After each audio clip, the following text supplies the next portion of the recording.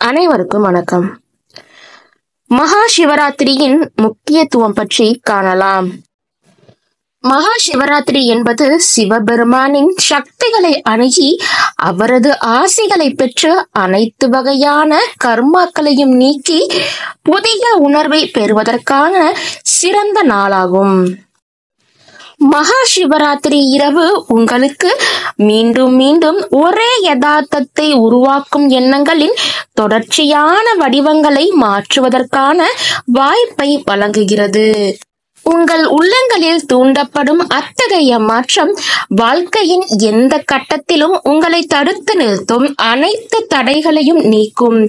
இதனால் மகா சிவராத்திரி உங்கள் உடலையும் மனதையும் ஒரு புதிய உணர்வுடன் உற்சாகப்படுத்தவும் வளர்க்கவும் உதவும். இது புதிய வாய்ப்புகளுடன் ஒரு புதிய வாழ்க்கையை உருவாக்க வாய்ப்பளிக்கிறது. மகா சிவராத்திரிக்கு பின்னால் உள்ள புராண கதைகள் என்ன என்பதை காணலாம். மகா சிவராத்திரி அன்று பிரம்மாவுக்கும் விஷ்ணுவுக்கும் இடையிலான சண்டையை முடிவுக்கு கொண்டு வந்து அனைவரின் மீதும் சிவனின் மேலாதிக்கத்தை நிரூபிக்க சிவபெருமான் எல்லையற்ற சுடர்விடும் நெருப்பின் வடிவத்தை எடுத்தார்.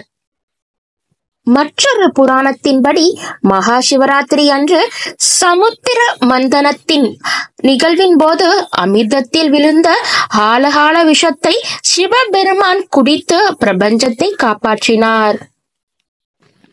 மகா சிவராத்திரி சிவபெருமான் மற்றும் பார்வதி தேவியின் தெய்வீக திருமணமாகவும் அனுசரிக்கப்படுகிறது. மற்றொரு புராண கதையின்படி மகா சிவராத்திரி அன்றுதான் சிவபெருமான் கங்கை நதியை தனது நெசவு முடியில் கொண்டார். அதன் ஓட்டத்தை மென்மையாக்கி பூமிக்கும் கொண்டு வந்தார். மகா சிவராத்திரி சடங்குகள்.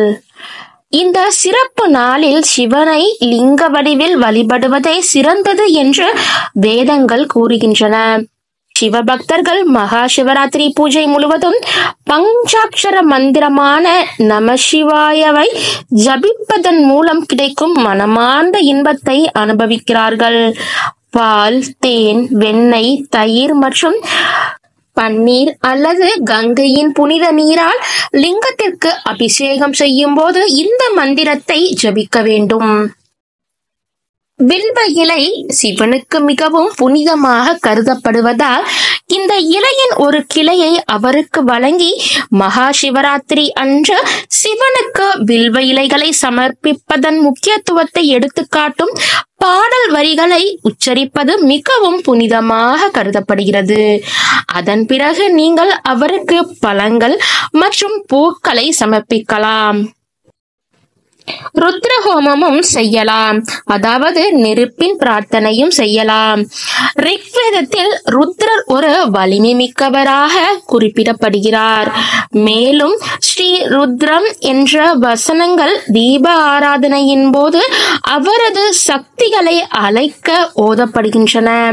அவை எந்த எதிர்மறை உணர்ச்சிகளையும் எதிரிகளையும் விரட்டக்கூடும் என்று கூறப்படுகிறது. மகா சிவராத்திரி சடங்குகள் மாலை 6 மணி முதல் காலை 6 மணி வரை ஒவ்வொரு 3 மணி நேரத்திற்கும் இரவு முழுவதும் செய்யப்படுகின்றன. மேலும் அவை 4 காலங்கள், அதாவது சக்தி நேரங்கள் என்று அழைக்கப்படுகின்றன.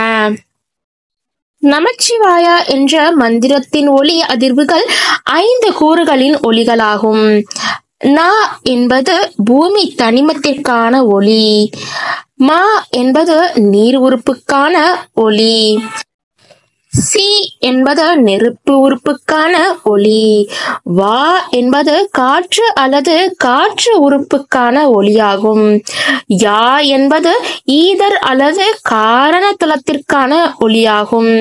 இந்த ஒலிகள் பிரபஞ்சத்தின் உள்ள ஒவ்வொரு பொருளையும் உருவாக்கும் இயற்கையின் 5 அடிப்படை கூறுகளுடன் இணக்கமாக இருக்க உதவுகின்றன. சிவபுராணத்தின்படி சிவராத்திரி விரதம் மிகவும் முக்கியமானது. சிவராத்திரி விரதம் இருக்கும் பக்தர்கள் இரவும் பகலும் விரதம் இருக்க வேண்டும்.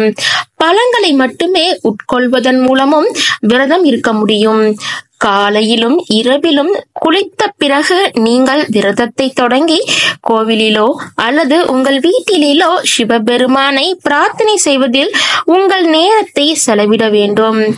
மகா சிவராத்திரியை கடைபிடிப்பதன் நன்மைகள். சிவராத்திரி அன்று சிவனை வழிபட்டு விரதம் இருப்பது பின்வரும் நன்மைகளை அளிக்கும். அமைதி, செழிப்பு மற்றும் மகிழ்ச்சியின் ஆசீர்வாதங்கள் கிடைக்கும். நீண்ட மற்றும் மகிழ்ச்சியான திருமண வாழ்க்கை அமையும். திருமணமாகாத பெண்களுக்கு சிவபெருமானை போன்ற கணவர் அமைய ஆசை கிடைக்கும். பாவங்களிலிருந்து விடுபட்டு ரட்சிப்பை அடைய வழிகள் கிட்டும். நாமும் சிவராத்திரி அன்று சிவபெருமானை தொழுது அவரின் முழுமையான ஆசியை பெறுவோம். இந்த காணொளி உங்களுக்கு பிடிச்சிருந்தா லைக் பண்ணிக்கோங்க, உங்க ஃப்ரெண்ட்ஸுக்கு ஷேர் பண்ணுங்க. இதுவரைக்கும் நீங்க சேனலை சப்ஸ்கிரைப் பண்ணாம பாக்குறீங்க அப்படின்னா சப்ஸ்கிரைப் பண்ணிக்கோங்க. நன்றி.